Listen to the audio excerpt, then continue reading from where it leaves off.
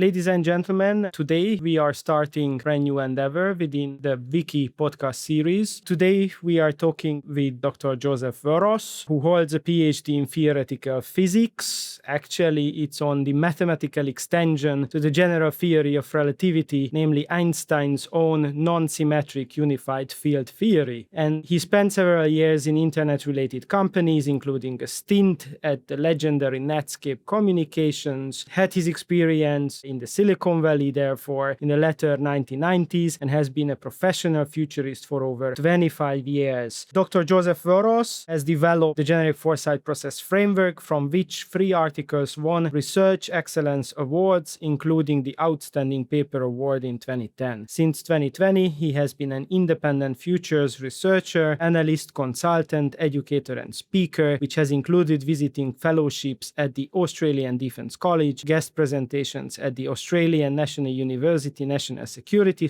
College, and consulting on strategic foresight activities for NATO, something familiar to me as well. He remains associated with Swinburne as an adjunct professor of foresight, while he assists his current PhD students to complete, and is also an adjunct professor at the University of Southern Queensland in its Leadership, Futures and Foresight program. He's a member of World Future Studies Federation, the Association of Professional Futurists, and he is the founding member of the International Big History Association. Dr. Joseph Voros, welcome to our podcast, and thank you very much for spending your precious time with us today. It's my pleasure. Thank you very much for inviting me. I think it's a great deal of fun. Yeah.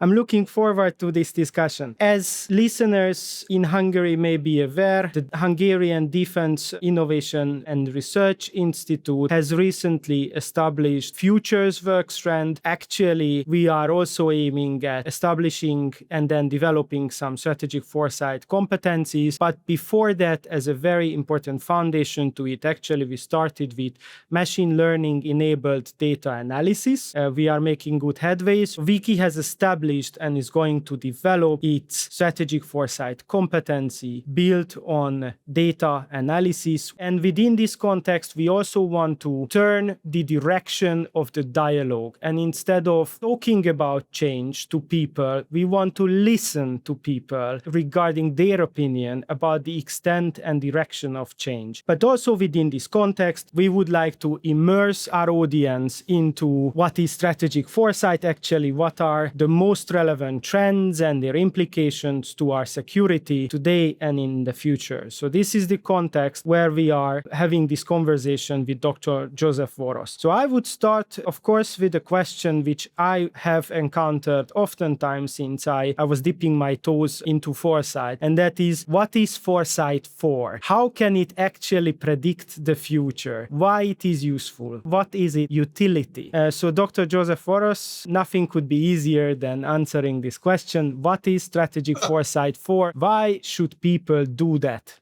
When you cross the road, do you have your eyes open and your ears open and you're watching, or do you just walk straight across? Because I used to explain the generic foresight process through the process of crossing the road. Okay, you look over there. It's at Swinburne in the very early days, back in 2000, 2001. There was no coffee shop on the campus, so if you wanted coffee, you had to go across the street. So, strategic objective, the coffee shop. Okay, so what do? Well, you want to get across safely, obviously. So you gather your inputs. You look around. You look and see, what's the data saying? There's lots of cars. I mean, I won't necessarily labour the point here, but the point of foresight is to ensure that the decision that you make is wise, that the strategies or the policies or the analysis that flows from it are useful. Otherwise, you're just walking blindfolded into the future. And I don't think anyone thinks that's a good idea. So, you need to gather the data, analyze what's going on, try to work out if there are deeper system drivers at play. So in terms of crossing the road, you do your data analysis and you find that there's lots and lots of cars, some of them different colors, whatever. Every 5.3 seconds, there's a 1.3 second gap on average. So then it's perfectly fine to wait until the time is up, close your eyes and walk across, right? No, of course not. So you realize the trends are not enough. That's the analysis, what seems to be happening. But what's really happening is just you keep looking and you notice, look, there are these colored lights. and the density of cars in front of you seem to be correlated to the color of the lights. And so you say, maybe the deeper system structure here is the lights, not the surface of the cars. So then, okay, I've got a deeper understanding now. So then I do my prospection, which is the third step in the foresight box in generic foresight, which is I need to work out some different scenarios. Well, most of the time the cars seem to stop if the lights are red, except for the taxis and the red cars with the middle-aged men driving them, because they just ignore everything, right? So you've got to be aware of the plausible scenarios, but also the wild card scenarios. There might just be someone who comes through. So, okay, good. What are the outputs? Right, I'm going there, and you start to cross the road, but you keep scanning, because it's not enough to do a single point one-time environmental scan or strategic intelligence scan, because the environment changes even as you walk through it. So the simplest way to think of foresight is crossing a busy road and trying to get to the other side alive. Now, all of those things that I've talked about, this is foresight. We do this naturally. This happens naturally in any mind that doesn't have some organic problem in it. But the trick is in an organizational context. How do you take it from an implicit unconscious process taking place in a single mind to being a conscious explicit process taking place in many minds, in the boardroom or whoever the people are who are determining strategy or policy? And that's why you need a formal process. We do this naturally, which is why people think, well, that doesn't sound too hard. But, everyone knows what a camel is. That's a horse designed by a committee. So can you imagine foresight being done by a committee mind that's not aligned to where they want to go? So foresight, simply put, is a way to try to formalize a process that we can naturally do when we cross the road, when we're planning a holiday, when we're making a shopping list. But how do you turn that into something that a group of people can do in such a way that they contribute to a greater achievement rather than work at cross purposes? And that's the zillion forint question. If you would be some senior government member, what would you expect from your futures people, foresight people, to support you with? Okay, so the point of foresight is you need to go back to Henry Mintzberg here, the famous, strategic management guru, who said, you've got to be very careful. There's strategic thinking, there's strategy development and strategic planning, or equivalently in public sector, policy thinking, policy development and policy planning. These are three very different types of thinking. Strategic thinking is about opening out the options. It's about exploring things. It's inductive logic. It drives people who operate on deductive logic mad because they think it's crazy. But, strategy development, that's where the leader is given a series of options and they say, right, that is the direction we're going, or this is the destination that we're taking. And having been told what the destination is, strategic planners can come in and say, good, I know how to do action. I know where we're going. These are the steps we need to take. So foresight is a type of strategic thinking which informs the options that you then give for strategy or policy development and then it says, that's it. That is my job, because my job is to open things out. The decision maker has the call, they decide where we're going, what we're going to do, how we're going to, and then they tell the planners, right, go.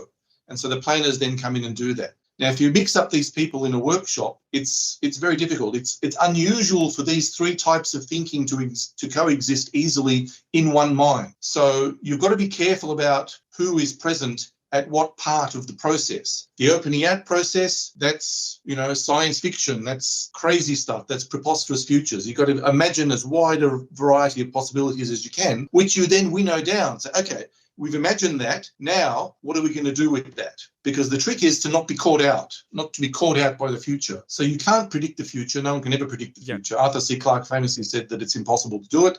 And all attempts to do so in any detail end up looking ludicrous within a very few years. So proper futurists are not in the business of trying to make predictions. What they're trying to do is to sensitize the mind of those who are watching to be on the alert for, plausible or possible futures that might be emerging. So you're looking for evidence of the future in the present. This is the scientist speaking now. I regard scenarios of the future or images of the future as hypotheses about how the future might turn out. And therefore, I'm looking for evidence of those futures in the present maturing. So as the data comes in, and this is where AI could be useful, although I'm still skeptical about it because most of the AI I've seen doesn't do this very well. Oh yeah, that's another interesting topic. Exactly. That's a very big topic, and we can probably get onto that. But the job is to then say, okay, as the data comes in, and the ideal way of doing this is Bayesian inference, here comes the data point. Does that support this hypothesis? Does it not support that hypothesis? Does it create a new hypothesis? Is some new scenario I should be thinking about? So I call this essentially signal-led scenarios, where you're looking to see what futures might be emerging from the data. But there's another point, which is scenario-led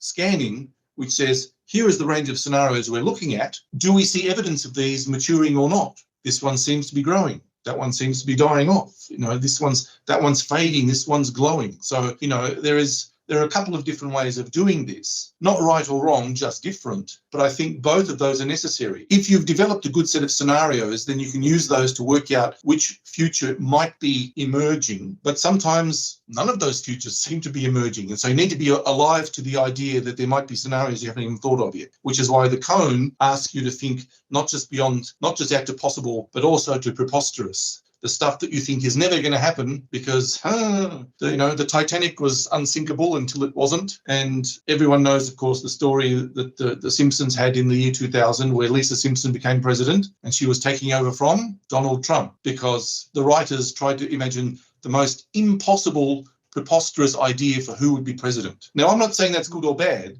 I'm saying that this was once considered satire until it became reality. So just because something seems ridiculous, it doesn't mean you discount it out of hand. And you've probably seen some of my presentations where I show ideas that are ridiculous that became real. So, I collect these now. I call them futures then and now, but also that reality eventually becomes indistinguishable from satire sometimes. So you need to be on the lookout for stuff that seems ridiculous, and it's because it is ridiculous until it's not. So, but that's why this drives planners mad, because they say, show me the evidence for that. And, when you're doing weak signal scanning, the signal to noise ratio is very close to 0. N equals 1 or maybe 2 if you're lucky. And you've got to look at that and imagine where that's going to go in anywhere from 8 to 35 years. And that's why doing emerging issues analysis is so hard. But I better stop there because, you probably want to ask me another question and I can keep going forever. No, so actually, I want to pick on some of you have mentioned the value of imagination. I think we have a very, very interesting evidence of the value of imagination happening in our current operating environment. And of course, I'm talking about the Operation Spiderweb, launched by the Ukrainian Armed Forces through forward deployed unmanned capabilities with which they track some strategic capabilities of the Russian Federation. It totally surprised the entire world. But at the same time, and in parallel, another discussion emerged whether it has been actually anticipated that such kind of force employment would take place in the future, sometimes before in the last 10 years. And of course, the answer is yes. And it's not even hidden under the shelf, because we have a New York Times bestseller book by August Cole and Peter Singer, The Ghost Fleet, where actually the Chinese in an imaginary future war are surprising the Americans through forward deploying unmanned capabilities, drones in containers, shipping containers, and then they, release it just over and around Pearl Harbor. So that's kind of the reimagined Pearl Harbor surprise, which is so deeply, by the way, ingrained in the American mind, but that's another story. And also Zachary Kellenborn, who's a foresight technology futurist, have very much detailed in his series of articles, and the culmination point was in 2019, so that's not even that long ago, how these unmanned capabilities could be forward deployed and conduct their operations and missions in an autonomous manner. So, but at that time, these were only kind of signals. Even if, once again, I think it's an important point that it was not hidden under the shelf. It was everywhere. Zach Kellenborn is a well-acclaimed writer, and the book was a New York Times bestseller. Still, it always surprises the majority of the population. So this is why probably the really interesting question here is, how can the really meaningful signals picked up in advance? Is it at all possible, even if we understand that foresight is not about prediction? And by the way, it has a huge epistemological challenge, because the word foresight itself somehow implies that you look forward in a meaningful way, whereas actually foresight, as you said, it's not about prediction, but it's enhancing already existing, thinking processes in a collaborative manner based on data analysis. So how can we get better to pick up signals? Okay, well, I mean, I've seen Peter Singer speak, actually, in Ghost Fleet. He calls it now useful fiction. I think that's what he's positioning, that sort of, essentially it's a fictitious scenario, but it's based on, and all good scenarios are like this, they take an idea. I define scenarios as an analysis carried out in narrative form. Now, scenarios seem to be sticky because that's the way we think, that we understand our lives in terms of narrative. Where did I come from? At the time, we have no idea. When we look back and say, that decision was good, or, why did I go out with her or him, or, that was a mistake. But at the time, we didn't know. So we understand our lives in terms of narrative. And so narrative is very powerful. So the best scenarios are narratives. And you ask somebody, give me the plot of a well-known film or a book, and they'll be able to do it. Maybe not in great detail, but we get the overall flow of it. So part of the utility of scenarios is once you internalize them and you can use the words or the scenario names as shorthand in your strategic conversations. Ideally, you have a set of scenarios, anywhere from 2 to 5, sometimes 6, but typically, between 2 and 4. And so the strategic conversation through whoever is conducting it, whether it's an organizational leader or whether it's, national leaders, will be trying to work out, well, what seems to be maturing. So they're useful in that sense because they sensitize the mind. On my blog site, I call this the cocktail party principle, which is, you go to a cocktail party, it's very noisy, everyone's talking, sipping martinis, they're getting a bit drunk, but there's just a cacophony of noise. But someone behind you to the left says your name fairly quietly and you pick it out because we're sensitized to that. So the sensitized mind will pick out of noise whatever signal there is. Now, a mind that's never been sensitized to it, it's all noise. But futurists who are watching certain aspects of reality, and it's futurists like historians will specialize in, whether it's technology, whether it's military this, or whether it's economic that, or whatever it is. But they've sensitized their minds to certain scenarios or to certain futures that may emerge. And so they will tend to spot these. They will spot early signals of that.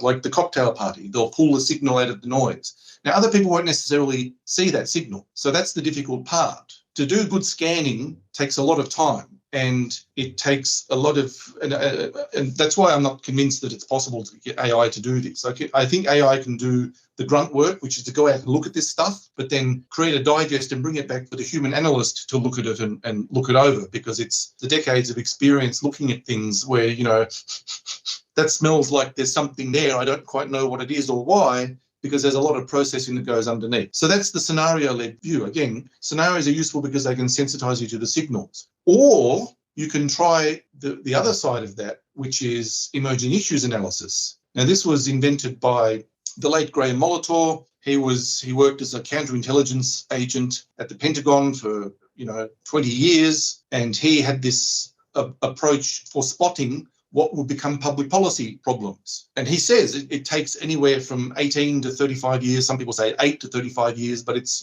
there's a long lead time. And there's a clear set of steps that it goes, starting with what he called visionary uninhibited thinking, which is the mystics, the science fiction authors, the writers. Classic example of this was Rachel Carson in Silent Spring. She wrote a book about how all the birds would stop because of the DDT that poisoned the insects. This was 1962. She was vilified and ridiculed, but now, of course, you look back and say, well, that was the start of the environmental movement. It was an epoch-making book. So similarly, Molitor said that, you can follow this. And so it moves through phases. The idea starts to get rendered into specifics. Then, technical people start to say, that's an interesting idea.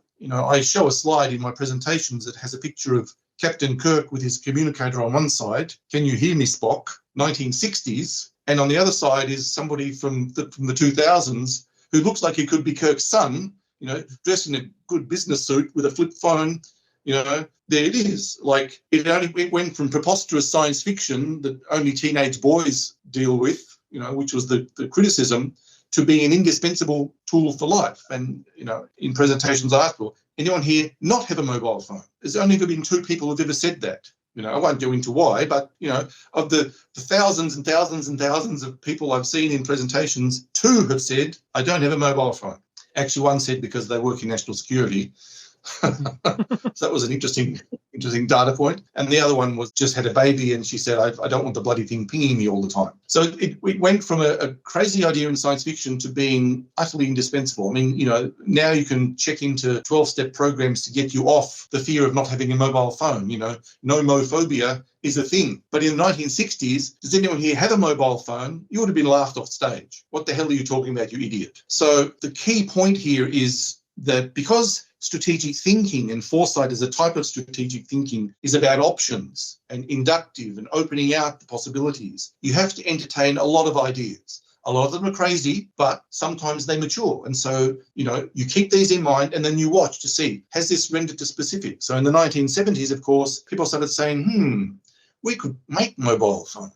And then it was, it became technologically feasible. And then ultimately there it is. And they were the size of cars, and then they were the size of suitcases, and then they were the size of briefcases. Then they were, these flat pieces of black glass, the black mirrors that they turned into from the flip phone. But I used to have a flip phone. I'm sure you did too, just like the communicator in Star Trek. So the idea goes from, science fiction to reality over the course of however many decades it is. I used to do a case study at the Defence College, actually, here in Australia, about the Strava bit or the Fitbit. Because you remember the Strava bit outed all of those secret bases, and in 2018 it was banned. Pentagon said, don't wear them anymore, because, But I found the equivalent of the Fitbit in science fiction in 1968 in the film, look it up, Journey to the Far Side of the Sun, although in Europe it's sometimes called Doppelganger. And there's a heart rate monitor that one of the characters wears. He's, getting angry at some guy. It starts beeping and says, you better take your heart pill, And I trace it through all these steps, from science fiction to Entrepreneur magazine to, government saying you can wear this, but make sure it doesn't have Wi-Fi or Bluetooth because of the danger of exfiltration. But what they didn't think about, of course, was that as long as it got GPS and memory, that's just as bad. So when the Strava bit stole your data, as they do, because that's surveillance capitalism, and put it up on the internet, and suddenly there are all these hotspots in the middle of absolutely nowhere in Afghanistan. Look, and there's the hotspot between 6 and 8 p.m. So that's where you log the 25 or 30 different mortars to take out 80% of the personnel. It went from crazy science fiction to an OPSEC foobar. I use that in the literal sense of it. Foobar, okay. Foobar, fouled up beyond all recognition, although they say it's something else, and we're trying to be clean on this podcast, I'm sure.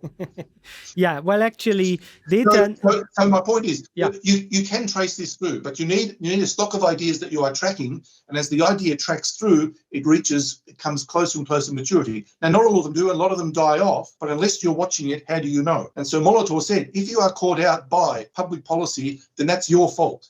That's entirely on you. Anyone who says no one could have seen this coming, well, that's just, I'll be nice, that's not true, and it's your fault. You weren't paying attention. It is possible to pay attention, and if you didn't see it, then it's because you weren't paying attention. But that means there needs to be a concerted effort. And that's the second point, is there the strategic or the political will in order to carry out that scanning process that tries to see? Because most innovations start as ideas in science fiction. There's a website I regularly go to which tracks all of these crazy ideas in science fiction and then says, and here's how it's played out. I'll send you the link at some point because it's fascinating to watch it, to see what was what proposed or postulated as early as the 1930s, which has now ended up what we're living with. Mobile communicators was Dick Tracy. He was talking to his watch, the Dick Tracy phone watch, and now you can do that. But it started off as a crazy idea, as entertainment. So it is necessary to keep a very open mind about what the possibilities are, but at the same time to track that very carefully and analytically to see what that's emerging. And that's hard. And not everyone has the patience for it. Not everyone has the headspace or the brain space for it. Not all organizations have the resources for it. But if you want to take the future seriously, then you've got to treat it seriously. Ooh, you raised so many points. It's so difficult to actually get this conversation back to its kind of original pathway because we could open so many interesting discussions to that. Just one footnote to what you have said on the importance of the right data input. My favorite is we have a data is beautiful thread, on the Reddit. And actually, they have showed that there is a certain kind of correlation between the peak of the traffic in a certain pizzeria next to the Pentagon and some major actions on the following days. And actually now, since kind of the strikes on Iran nuclear facilities, people are increasingly turning to the traffic data of that certain pizzeria to really understand what's to come. And that's not a joke anymore, because of course, one of the other important issue is that actually all of us can access these kind of critical data. It's only kind of bounded or limited by our ability to actually exploit the data. And this is where probably machine learning driven tools, artificial intelligence can be helpful to establish the right data points, but of course with due care. And then the human agency is indispensable in this process, because it has to be the human agency which is making sense out of it. But I really like your train of thought about, maybe I'm misframing it, but that foresight is actually about sensitizing people to pay attention, something like that. So how can actually foresight impact states' decision making? How can it sensitize people to pay attention, to exercise a good governance? And even more importantly, what do you think, what are the main reasons for certain countries are doing foresight really well, exceptionally, and certain countries are not? What's the secret recipe for conducting successful foresight on state level? And here, I personally don't think that it's necessarily a democracy versus non-democracy issue, because we have several countries who are not necessarily established open democracies in the sense of how we see that in Europe, but at the same time, they are also conducting extremely successful collaborative foresight on a governance level or a state level. So kind of, how do you see, what are the differences, even rather more, what's the key ingredient for conducting successful foresight on a governance level to support kind of the development of meaningful strategies for the countries and the population? It's political will, and political will stems from a mandate from the people. So one of the difficulties, I mean, the poster child is Finland. They have a foresight unit attached to the parliament. So as part of the governance process of the country itself, there was a recognition for the need for foresight. Now that comes from the policy level. The policy level provides the space for the intelligence function. I'm now talking the viable system model, which you remember I presented on at the NATO conference in Helsinki. In the very place where it's all taking place. So the viable system model is a model that we used to teach in the old Master of Strategic Foresight at Swinburne, and there are 6 functions in it. The 3 that are necessary or important for us are System 5, which is the policy or the identity function, and these are functions, not people. So people don't confuse this with an organizational chart, because sometimes the same people are involved in multiple functions, and that's where the problem is. So System 5 is the policy or the identity that sets the direction, represents the system, and does what it does. System 3 is the control function, management, if you will. So line management, whereas System 5 would be like the strategic management. And System 4 is the intelligence function. Now, System 3, the management function, its view is inside and now. How do I do stuff, get it done, efficiency. Whereas System 4's view is outside and then. So this is where intelligence comes, whether that's market intelligence, industry intelligence, business intelligence, competitive intelligence, whatever it is, all kinds of intelligence. It looks out of the organization at the environment and to the future by implication. The further out you go in time, of course, the more foresighty it gets. But that's why I have claimed, and I claimed at the conference last year, that futures analysts and intelligence analysts are really, I think now they're fraternal twins. You know, they're not identical, but there's a lot of DNA in common, which is why intelligence people get foresight much more quickly than anybody else, because they're already dealing with trying to piece together the bits and pieces of scattered information into something that sort of Sherlock Holmes mindset, if you know what I mean. Trying to put together the two things and deduce or adduce, actually, or abduct where that goes. So if System 5 doesn't give System 4 the space to do that, if there is not an awareness within the organisation of the need to look outside and then, and sometimes the stuff that we're looking at is 10 or 20 years out. And that was my job at Swinburne before I became an academic there. My job was to look 10 to 20 years out in the education environment. I've now published those on my blog so people can see, you know, given what I was reporting then, How well did I do? I leave it up to the readers to do that. But the point was that my job was not to deal with the day-to-day stuff. But foresight's job was to translate what it saw going on in the environment into something that management could understand. And so that means that you need people who are able to think the way that management has to think day to day, like how is this useful to me now, but not as the only thing they can do, because their job, again, the job of intelligence is to look out, but to report back. And sometimes the job of intelligence is to tell the top of the system 5, it's time to transform. The organization as it's currently constituted is not fit for future purpose, right? It's fit for purpose now, but it's not fit for future purpose, because the future we see coming says that we will be extinct unless we change. And that's a difficult thing. Andy Hines talks about this. When I started out doing this, I used to read all of his stuff. So, I highly commend Andy's stuff from 1999 from the journal Foresight. He had a column called Hindsight. Of course, the last page of Foresight was Andy Hines' Hindsight, naturally. But there is this idea that, sometimes you have to commit career suicide. He said it, because the job of the futurist is to speak truth to power. The job of the intelligence analyst is to speak truth to power. Now, you remember what I said at the conference last year was that one of the hindrances to foresight is when the intelligence person, the future's intelligence analyst, starts to second guess what they think the management wants to hear. And this leads to intelligence failures, like many that we can name, but we won't. But everyone knows what I'm talking about, and the forever wars that happened as a result of that. So if management is not open to hearing stuff they don't want to hear, then there's nothing you can do, because it comes down to, firstly, the political will of the organization or the country or the nation state or whoever, whatever the leadership is. It needs to be willing to hear stuff they don't want to hear, to entertain the idea that maybe there's something to this after all. They're perfectly entitled to ask for the evidence, but I mentioned this at the conference. Julia Galef talks about the difference between soldier mindset and scout mindset. The scout is interested in what is true, what is actually there. If you send a scout out to the battlefield, you want to know that there's a bridge there. You want to know that there's a hill there, or that there's a swamp there. You don't want the scout to say, I think the general wants to hear that there's a bridge over there, so I'll tell him there's a bridge over there. That's disastrously bad. That leads to catastrophic intelligence failure. But the soldier mindset is a different mindset. The soldier mindset is concerned with either defending or attacking a position. And as she points out, soldier mindset applies asymmetric standards of evidence depending upon whether they want to believe something or they don't want to believe something. If they want to believe something, they ask, can I believe this? Yeah, I can believe that. If they don't want to believe something, they ask, must I believe this? And it is this asymmetry that comes into play. Now, you see this happening all the time, everywhere around us, in daily life, in politics, in everything. Whenever anyone is trying to convince somebody of another idea, I don't like your evidence. I prefer my evidence. It's like, well, the evidence is the evidence. The job of the scout is to try to report what they think is actually true. And that's done in good faith. But if the recipient is acting in bad faith, then there's little that can be done about that.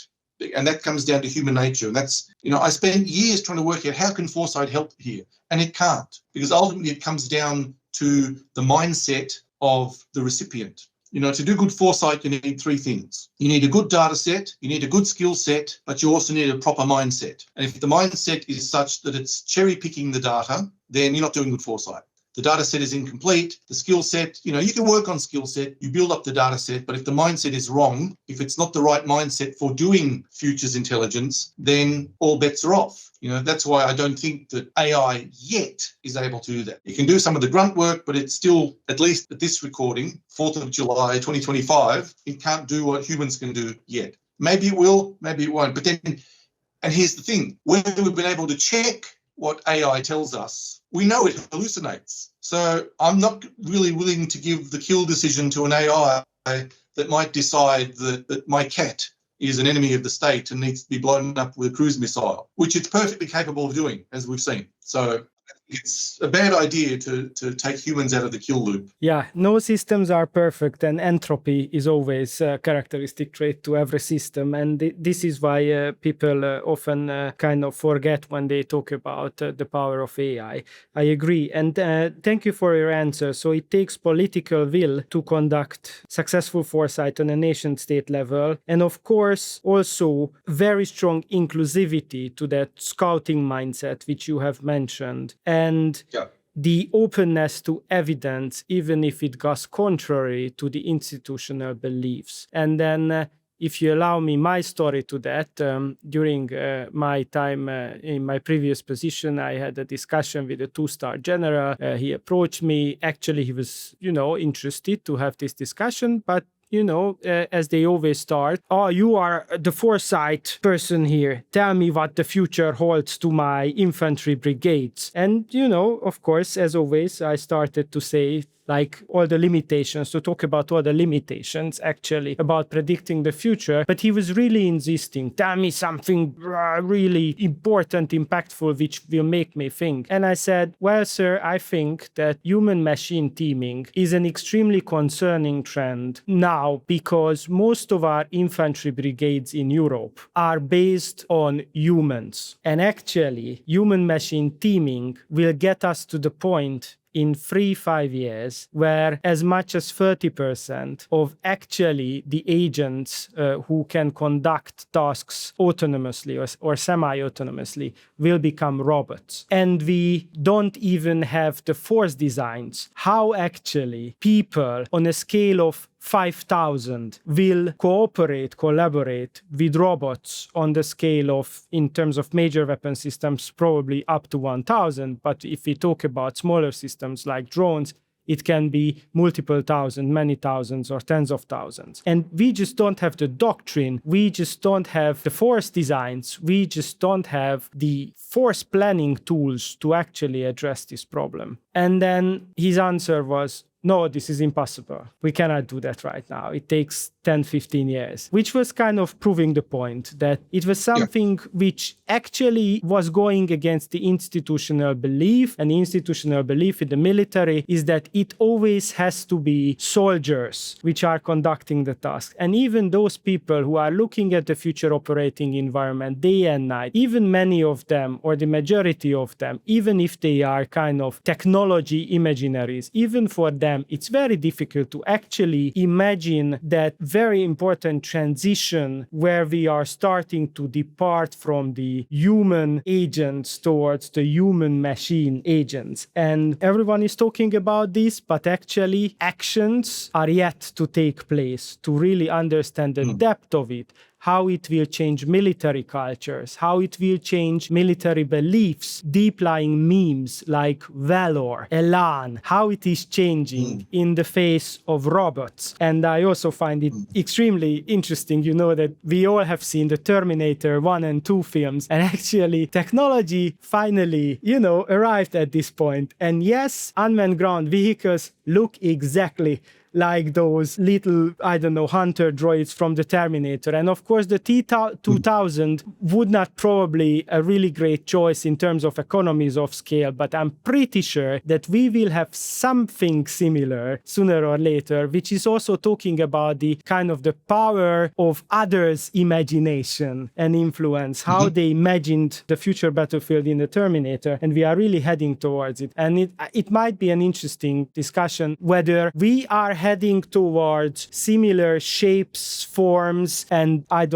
actions and capabilities like what has been imagined in a Terminator because it has been imagined there and it had become a Hollywood blockbuster, or if it's not the Terminator 2, if that film never existed, then how would our capabilities look like today, a year from now, or in the future? I don't know what you think about that. I'm kind of drifting towards abstraction, but I would be interested to your views, and that's kind of the same idea why most of the phones are starting to look alike actually, and there is one certain shape and form which is kind of in so many certain ways it's killing diversity of shapes and forms around the smartphone market. So the question there is, this is the importance of the image of the future, because as I mentioned, when people say what do futurists do, I say, well, futurists study images of the future. That's the jargon in our language. We can't study the future because the future doesn't exist. This is data's first law of the future. Jim Data, one of the founders of the field. And so you can't study the future because the future doesn't exist. But what you can study are images of the future. And the reason that's important is because Willis Harman pointed this out back in the 70s, that every action decision involves some assumption about the future or some image of the future. We assume that the action will cause some future. And so we have the image, we take the action in the present, the action has consequences that play out in the future. And so there is a loosely coupled feedback loop between the image, the action, and the future that emerges. Mm-hmm. But really the future emerges from three things: the continuities from the past, the stuff that continues on, also change in the present, and images of the future. So these three things come together. You can imagine something really outlandish, but if reality won't shift enough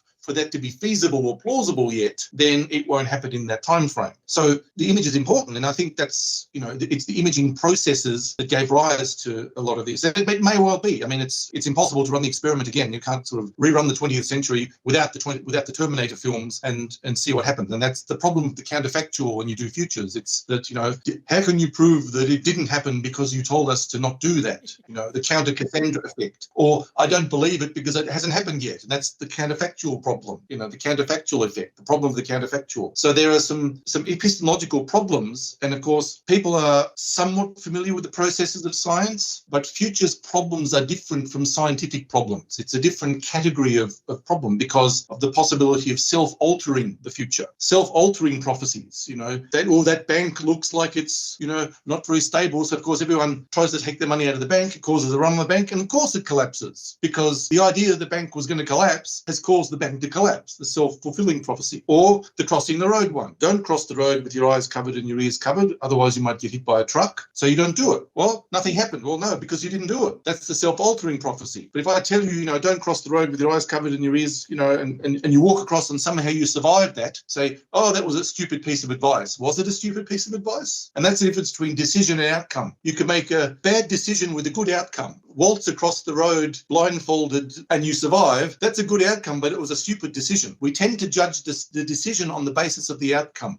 But what happens if it's a good decision and it's a bad outcome? Oh, we don't say, but this was the best possible decision that we made at the time. But there's a hindsight bias that comes into play here. And you remember at the conference I put up the cognitive bias codex, the 180 different ways that we delude ourselves into thinking that we actually know what the hell we're thinking about. So yes, you can't run it again. It's probable that those images, and they get instilled very deep.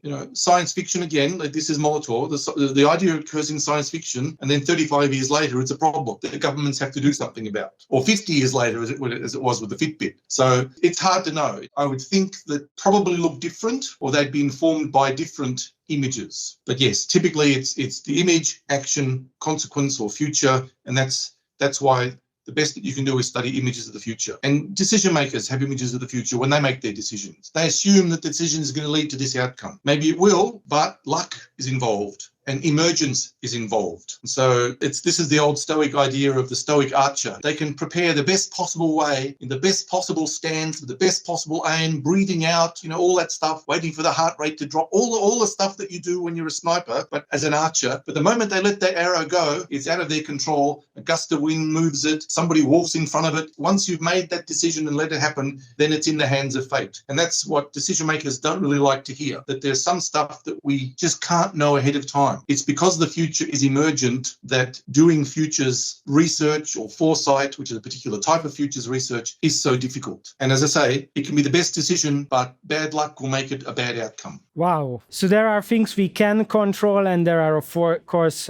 things we cannot control, which nicely segues into agency. Now that probably we will all agree that this is not scaremongering to talk about emerging megatrends, which have been, by the way, in the making already in the last several decades, which may threaten humanity existentially. And of course, there are many challenges on the horizon. Agency is becoming really an issue, whether we do believe that we can have an agency in changing our path as humanity, as a nation, as individuals, or not. And some of the discussions which I found the most revealing and important I had during the last 2 years were about this topic, about agency. And one of the interesting findings, and of course I cannot give data on that just right now, but off the cuff, is that actually foresight exercises, collaborative major foresight exercises conducted throughout the world seems to be proving a point that the third world or the developing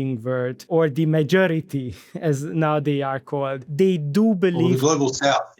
Yeah, but it's now they are called the majority. And I really like that Majority. because that's really kind of highlighting what they are. So they do believe that they have agency in shaping their own futures. When we look at all those relatively young states, I mean, this whole system has been established around and after the Second World War, and they have been struggling and they have been developing for many decades. But now they feel that this is their time, and they do have a strong confidence that they can shape their own futures. Whereas, and this is not a, the dawn of the West or something like that kind of a speech, but at the same time, in Europe, we see kind of increasing stoicism or skepticism about futures. And to some degree, probably, we started to lose gradually our confidence in that we would have an agency to shape our futures. And it can, you can trace it everywhere when we talk about climate breakdown, when we talk about AI ethics, when we talk about fragmentation vis-a-vis the strong need for more international cooperation, and actually series of systemic shocks seem to be gradually putting the population into increasing depression and kind of resulting the loss of some kind of confidence once again that we have an agency in our future. So agency is super critical. First of all, what do you think about actually the importance of agency and how foresight could facilitate this kind of belief that we do have an agency? And if it is missing, also with a view to the megatrends, which we briefly mentioned, but you will talk more about. What do you think where we are going to get without agency in our future, or without strong belief that we have an agency regarding our future? It's a very complicated, a little bit long. So if you want me to reframe. No, I mean, it's a question.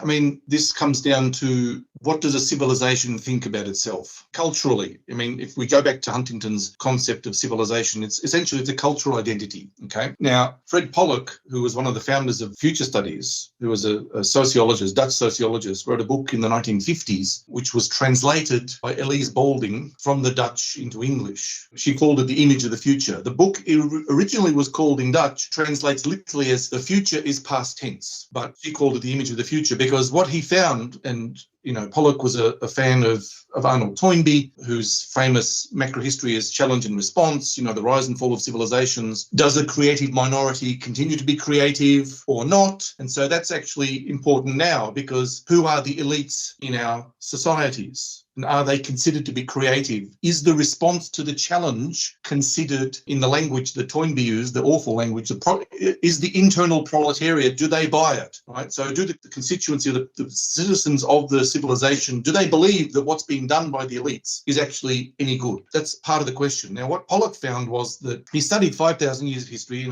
dozens of civilizations, and he found that when there was a strong positive image of the future, then the civilization flourished. They had a sense of place, they had a sense of purpose, this is where we're going. But that when the image began to decay or was lost or declining, then the civilization not long followed into oblivion. So now the question here is this causative or correlative? Don't know. It's like, did they have a terrible image because they were already on the decline, or was it the image that caused decline? Don't know. But the idea is that the image of the future was so important in this. And within the Toynbean context, it depends on the elites of the society. Now in the West, it's a Western civilization, if you want to go back to the view that Huntington had, you have political elites, but you also have the technological elites. It was a big deal to be a Silicon Valley person back in the 90s when I was there. It was like, you didn't get spat on the street like you do now if you say that you worked for Facebook or Meta or Google or, any of the surveillance capitalists. I mean, the latest book out by Sarah Wynne Williams about her time at Facebook is just eye-opening about how awful it was. And, anyone reading that would almost certainly not want to go and work there anymore. This is an insider's whistleblower view. So the elites are no longer considered creative, or the populace doesn't buy it anymore. So when the political elites, when the technology, when the social elites, whoever the elites are, the trendsetters, now of course it's the influencers on TikTok. If your civilization is being run by TikTok influencers, then I think you've got a problem happening there. There doesn't appear to be a guiding image of the future. Now, when Pollock wrote this in the 50s, he said, guess what? The West doesn't have a positive guiding image of the future. Now, the United States, of course, Kennedy came up and said, we're going to the moon, and that was sort of marshaled the whole society around that goal, the big, hairy, audacious goal, as it's sometimes called in the book Good to Great. What is the guiding image of the civilization? Now, in China, of course, they've got their centenary goal, which is to be preeminent in 2049, 100 years after the Communist Party came to power there. But ask yourself, look around the different nations. Are there leaders who are actually able to articulate an inspiring image of the future? Left as an exercise to the listener, that's some homework for people. The job of the leader is to have vision. That is the role. The king, or the king archetype in Jungian analysis, the job of the leader is to have the vision. If there is no vision, the people perish. And I think we're seeing that playing out. Where are the places in the world where there are cultures now that have guiding images that are positive and inspiring? There's lots of dystopian images coming out of Hollywood.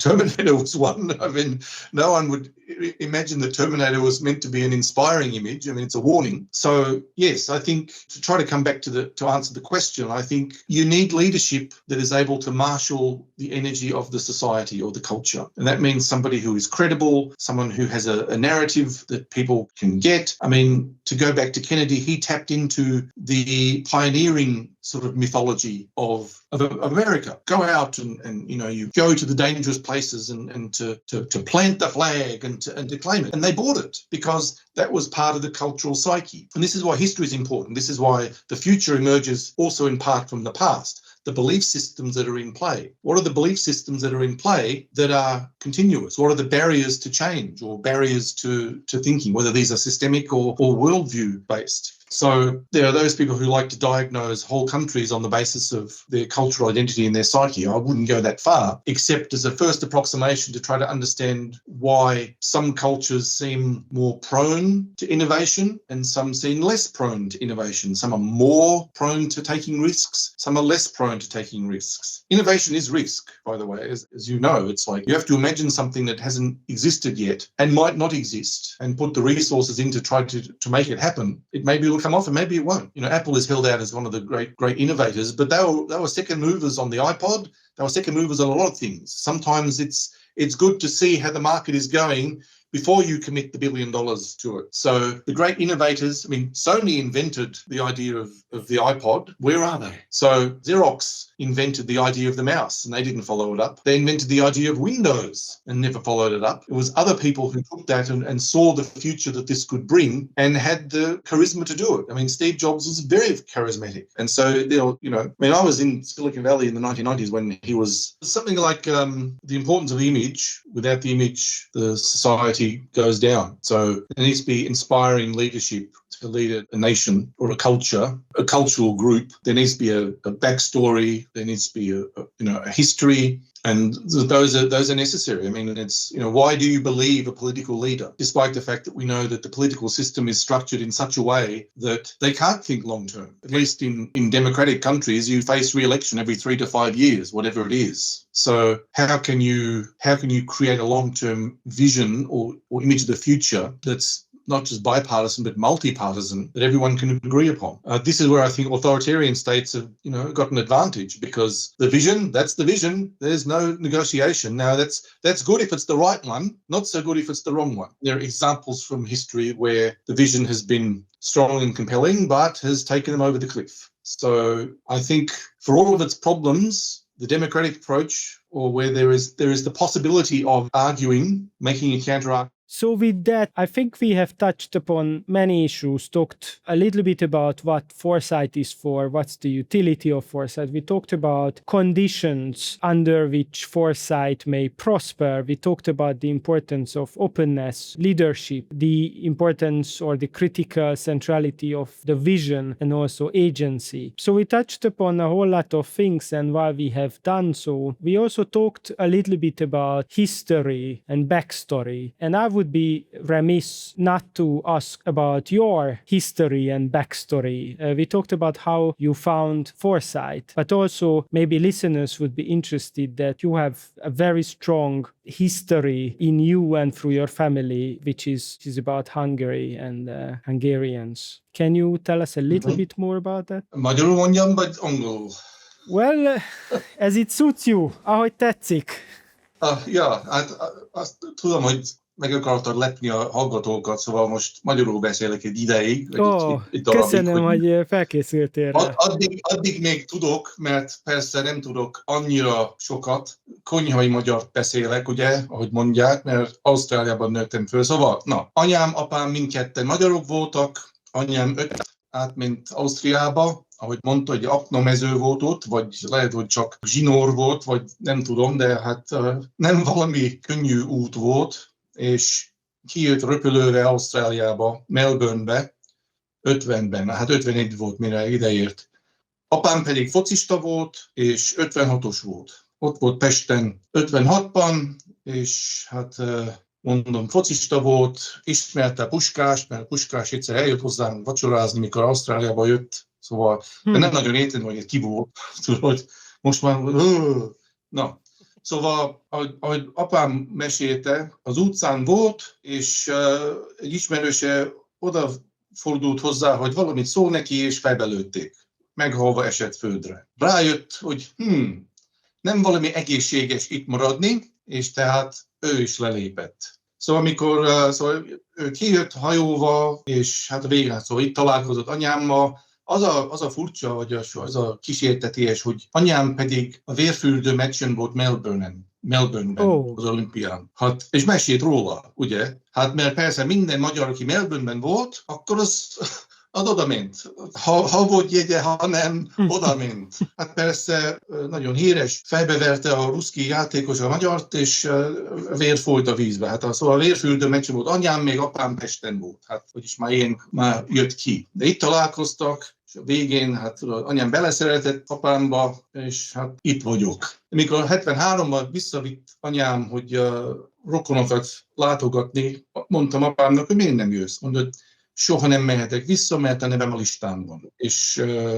3-szor laktam Magyarországon, olyan 2-3 hónapig, 70-es években egyszer, a 80-as évek, 82-ben, 73, 78, 82, 2-3 hónapig vidéken, ugye Dunántúl, és hát ezért tanultam magyarul, mert a szüleim mindketten magyarul beszéltek velem, mielőtt iskolába mentem, így elküldtek óvodába, hogy tanuljak angolul is. Hát szóval ez a backstory. Mire a rendszerváltozás megjött, apám már 60 éves volt, beteg volt, nem tudott utazni, és így soha nem mehetett vissza. Szóval ez a story. De biztos mindegyik, angolul expatriate magyarnak van ilyen sztória, de ez az enyém. And it's a very powerful story. And even more powerful it is that you have been able to retain your proficiency in Hungarian. I imagine you are not having a lot of Hungarian conversations around in where you live. Though, of course, Hungarians are everywhere, as we know that.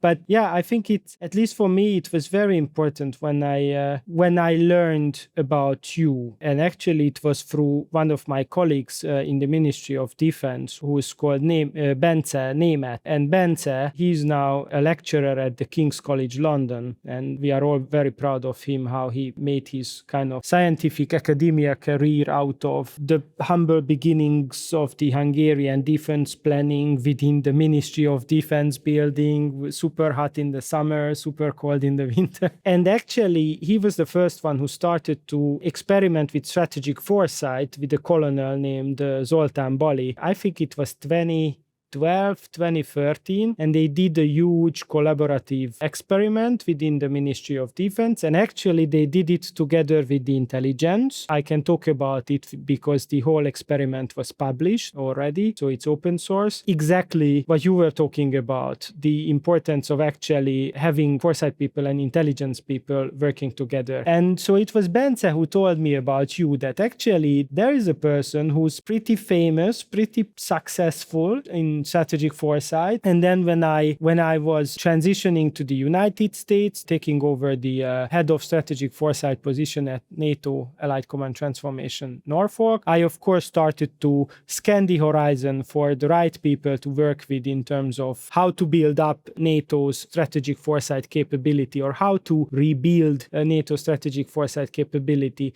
And I started to listen to podcasts which you have done or where you have been interviewed. And what I found truly impressive is that you have united in yourself a systemic understanding of complexity, probably your background in physics, a very thorough, very strong, practical background in doing foresight, and over and above that extremely critical way of thinking, which really allowed you to become an outlier in the positive sense and to push fresh ideas into the conversation. And on the top of that, just a sense of, I wouldn't say it's cynicism, but just, a sense of deeper understanding of all these systems and how far we can get as an Anthropocene together. And I think you have always been extremely honest, factful, and truthful with your answers. And I really loved it. And so we started to work on several projects, of course. This is not a secret. You supported the revival of NATO strategic foresight. And also you supported us with great ideas, imaginative future scenarios, including that ballistic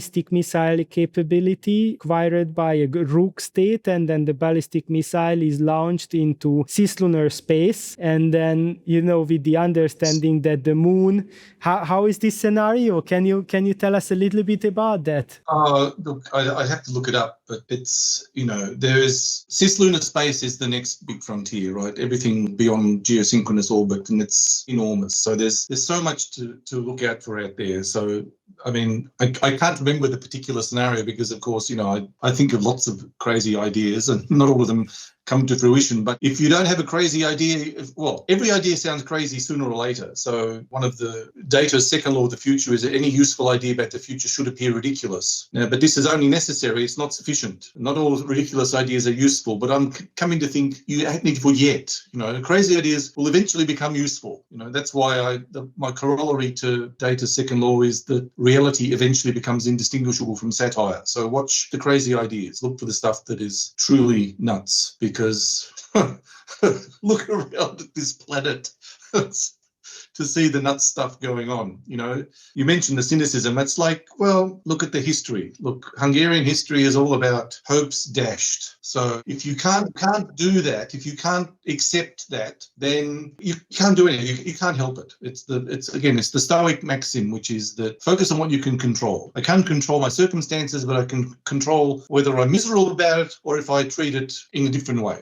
If I see the humorous side of even awful stuff. That's hard sometimes, but at least, don't wallow in it. Don't get down in the mud and wallow in it. Wallowing in the muck is not the best way of getting clean. I think Aldous Huxley said that. You have to have a sense of humor as a futurist. You have to have a cynical sense of humor as a Hungarian. So if I'm a Hungarian futurist, well, then there you are. Hungarian, again, a foot in both cultures. So it's 11 years since I've been there. So I'm hoping that you can organise that conference, because it would be nice to come back and bring my father home. Well, the plan is indeed to have this conference about technology and defense, to look into the future, have a collaborative exercises, collaborative thinking about trends and their implications to force development, the future security of the country, and of course the future security of our region. So we are now in in the process of setting this up, and we would be very happy to have you. So we will start coordination in due course, and it would be also for me an honor to facilitate this anyhow. And I really appreciate that kind of critical thinking, which you pointed out as well. It's somehow in the Hungarian vein. Of course, we shouldn't overemphasize this kind of genetics or something like that, but indeed there is a certain amount of system criticality always in the Hungarian mind. And I think actually it's helpful during ages where the existing systems are starting to transition into something new, including the rules-based international order. Its future is a mystery. Its past is a history. So today we can only do data analysis and a little bit of strategic foresight to actually, as you said, help our leaders to have imagination and then vision to it. So with all of this, just kind of closing piece to our conversation, because we also have to sell it to the wider audience. And probably since we have such a great scholar as yourself on the other side of the microphone or the other side of the conversation, what would you consider as the most important megatrends which are unfolding today and are already impacting our Anthropocene? Or if you want, then we can talk about regions, but we can remain on Anthropocenic level as well. So what are the most critical megatrends which are unfolding today and impacting our today, but also our future, our children's futures? And what are the likely emerging trends which we still underestimate, but are going to become imperative in terms of the conditions to the continuity of the human race as it is? Nothing easier to answer, so... How many hours have you got? No, 5 minutes. So 5 minutes, yes, okay.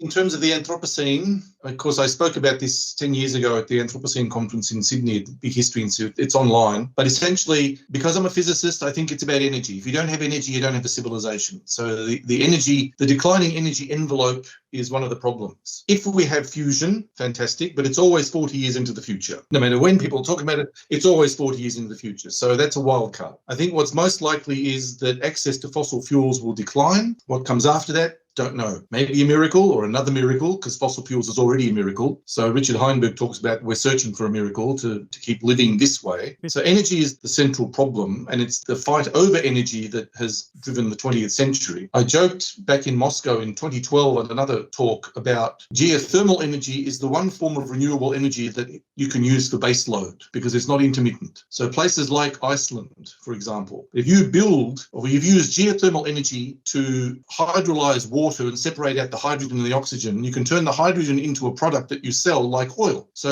I called it OGAC, an Organization of Geothermal Accessing Countries, in contrast to OPEC, right? And that there may well be wealth tied up in places like Iceland or in certain parts of the world where geothermal energy can be more easily accessed, because that will last as long as the sun, about 3 or 4 billion years. So we don't really have to worry about that running out. So that's the big thing of the Anthropocene that I see. Now, of course, I've spent the last year immersing myself in the rules-based order, or the future of the rules-based order, and I've written the paper for NATO ACT. That's due out at some point. I hope the reviewers will like this version of it, because I responded to a lot of feedback on the first draft. But what I see there is essentially, if you imagine a triangle, at the top, you've got rule of law. At the bottom right, you've got balance of power. And at the bottom left, you've got hegemonic power, preponderance of power. So these are Eikenberry's sort of 3 ideal types. We're moving from, well, you can decide where the world has been since World War II,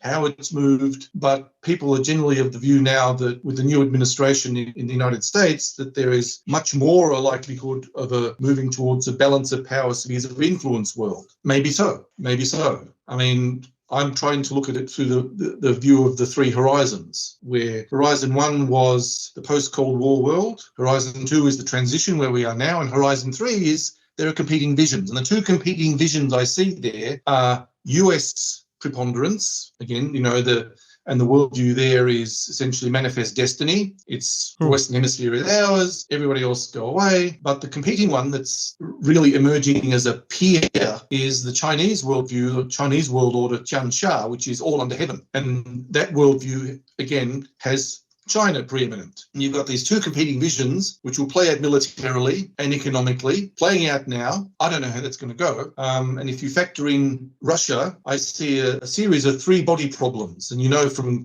chaos theory that the three-body problem has no analytical solution. So you've got China, Russia, and the US. You've got essentially economics, military or security, and technology as the third pole. And you have interlocking three-body problems that are all happening, none of which can be solved analytically. And all you can do really is to try to watch the trajectory and see where it's going in the short term. That's all that's possible. We're watching to see, will the United States step back from global leadership? Will China want to step up to global leadership? There's 10 scenarios in that paper that I've distilled from people like the Atlantic Council and various sources. And we don't know. But there is kind of a triangular continuum of where the world will end up. More to balance of power, moving across to hegemonic, or is it going to stay balance of power? Put crudely, one scenario is, and this is not in the paper, so this is something I didn't put in it. Put crudely, in a balance of power world with spheres of influence, you've got the United States wanting to go north, you've got China wanting to go east, and you've got Russia wanting to go west, roughly speaking. Now, if that plays out as a scenario, then there'll be some places where they bump up against each other. And in the words of Huntington, this is, again, sort of clash of civilizations, tectonic plates idea. Where is that going to happen? Now, don't quote me on that. That's not official NATO policy. That's just my ramblings as a futurist. But I've immersed myself in the future of the rules-based order. I had to restart the paper a couple of times this year, as you might imagine. So last year, you could imagine a certain future for the rules-based order.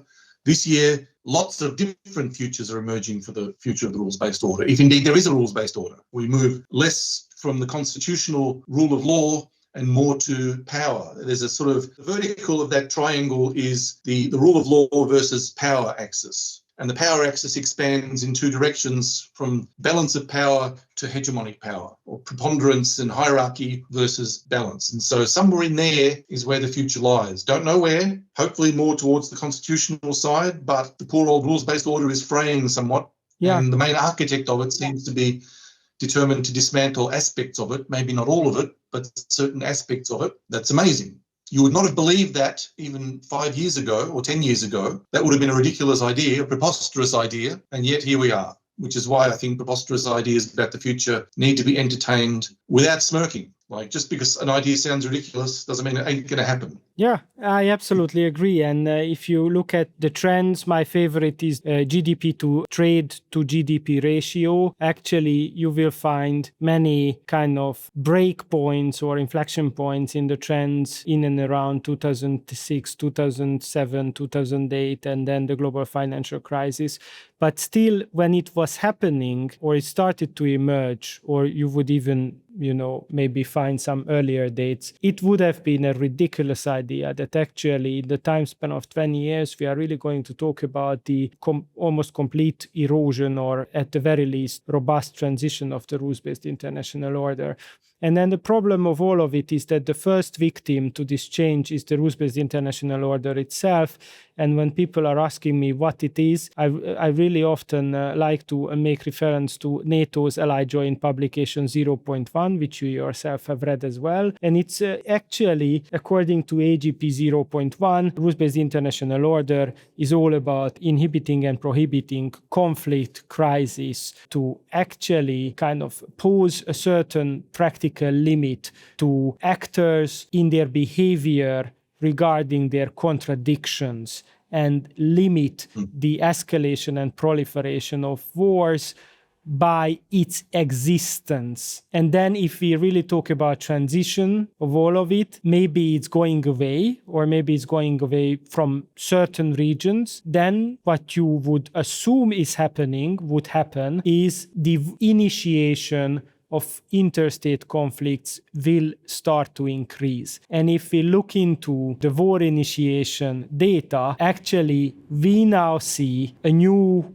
trend emerging, that we start to have more active conflicts, whereas it has been on the decline for at least 18 years after the kind of the turn of the millennia. So it's not really a better word, and maybe if rules-based international order, one can criticize that, but if that has a role in stabilizing interstate relations and prohibiting actors to resolve their contradictions in a violent way, if it really has a value in there, and if it's going away, then it's a bad news for all of us, regardless of the long-term outcome. But yeah. There is a view that says, the rules, there may well be a rules-based order, but there might be different rules authored by different authors. And there's some idea that that's what's going on, that not all state actors that are critical of the rules-based order are critical of the idea of a rules-based order, but what the rules are themselves and would like to remake them. And I think we've got to be on the lookout for that as well. Yeah. So how can... The last thing you wanted... I'm sorry. You wanted a question around what I see is coming. If you go to the limits to growth, back in the 30-year update or the 32-year update, 2004, Danella Meadows had died by that stage and they nearly didn't do the 30-year update. But there's a set of charts there that show the difference between, is it there or is it somewhere else? Actually, no, it's a different thing. It's Graham Turner is the person. He worked for the CSIRO, which is Australia's sort of major scientific industrial research organisation, and he charted 70 years of data. If the limits to growth curves, they tried to reproduce, the models had to reproduce the 70 years before they ran them forward in time.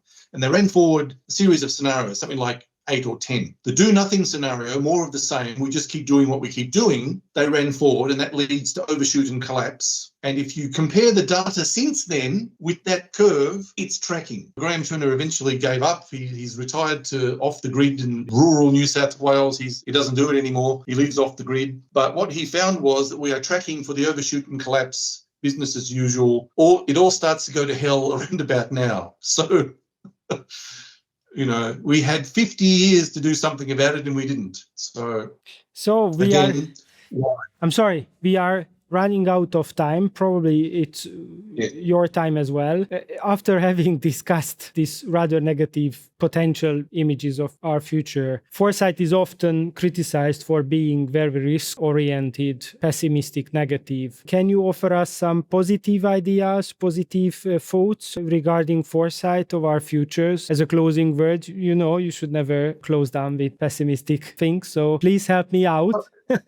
Yeah, okay, all right. Well, it's not pessimism. It's an attempt to be realistic. This could be coming. And so if that's the case, how do we turn it into a self-denying prophecy? How do we make sure we're wrong? Randers, who was one of the authors of The Limits to Growth, wrote a book in 2012 called 2052. And he wrote a very, very dour scenario, but he said, now, okay, here's what's coming if you don't do anything. Prove me wrong. So the point about the risk scenarios are that if you know that this is something that could happen, if it's a very terrible existential threat, right? The reason you think about existential threats is not because you throw your hands up and give up. It's to say, you know what? I don't like that. Let's do something to change it. Again, this is turn the prophecy into a self-denying one. Turn the forecast from the foresight into a self-denying one. Until you can see how bad it could get, maybe you're not motivated to act. And maybe that's what happens, is people don't believe that it's going to get that bad until it gets that bad. In which case, that's kind of stupid, really, because it's too late. So the point about those sorts of scenarios, understand this could happen. If you don't like it, change it. That's the point. Very good. So when people accuse me of pessimism, I say, no, I'm not an optimist. I'm not a pessimist.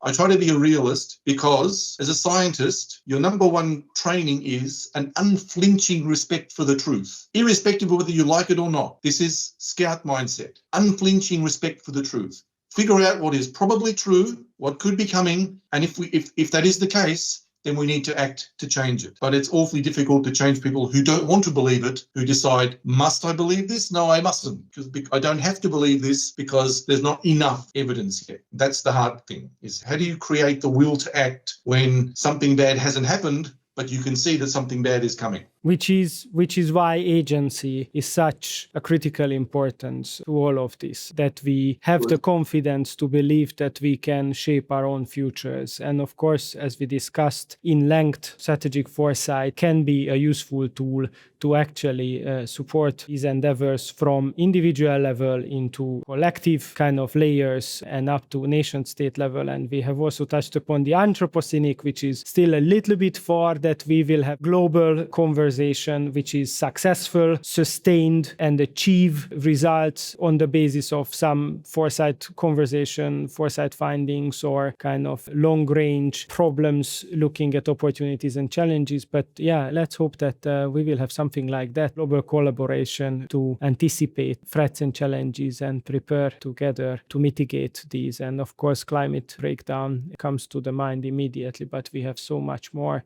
on our hands now. Yeah, in any case. So it can feel overwhelming, but you need a map to figure out how you're going to get to where you want to go. And, watch out for the crocodiles, watch out for the swamps. Make sure you know where the pitfalls are and what the missteps are that take you into oblivion so that you can avoid them. That's the point of doing this. The quote-unquote negative scenarios are to make sure that we are walking the right path, not straying off it, ignorantly and blithely and stupidly. So one hopes humankind develops the collective intelligence to navigate this carefully. I mean, the famous quote in futures is that there are two futures, the future of desire and the future of fate. You need to adapt to what you can't change, but you need to shape what you can change. And you need to realize the difference. That's part of the art of foresight. It's not about prediction. It's deciding and preparing to shape what you desire and preparing to adapt to what you can't change, the future of fate. So that's it. We need to find the wriggle room that takes us from here to where we want to go. And it's no good walking blindfolded into the future. That's why we need to be aware of what the pitfalls are. It was great talking to you, Dr. Joseph Voros. Thank you very much. I learned a lot. And I'm looking forward to continue collaboration with you. And all the best to Australia. And also thank you for sharing your insights with the Hungarian audience. Nagyon szépen köszönöm, hogy meghívtál. Én is nagyon köszönöm. Viszontlátásra, vagy sziasztok!